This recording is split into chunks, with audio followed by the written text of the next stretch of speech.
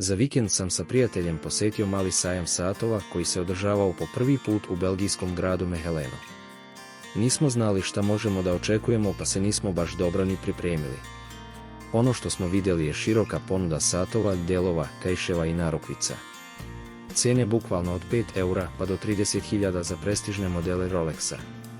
Prodavci ljubazni i predusretljivi bilo što se tiče informacija bilo za probu. Bilo je dosta zanimljivih satova i iznenađujuće dosta Rolexa. Svaki treći štand je imao po Rolexu ponudi. Naravno Omega i Longines, ali me iznenadila slaba ponuda satova cenovnog ranga do 700 eura. Pretpostavljam da je zbog dostupnosti istih po radnjama i za online kupovinu. Najviše smo se zadržali na kutijama sa satovima po fiksnoj cijeni.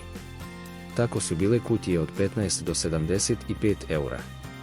Tu smo našli svašta zanimljivo, vintage, popularne brendove i modele ranijih godina. U sljedećem videu ću vam pokazati šta smo sve interesantno kupili, cijene nekih modela i koji je to sat na mene ostavio najjači utisak.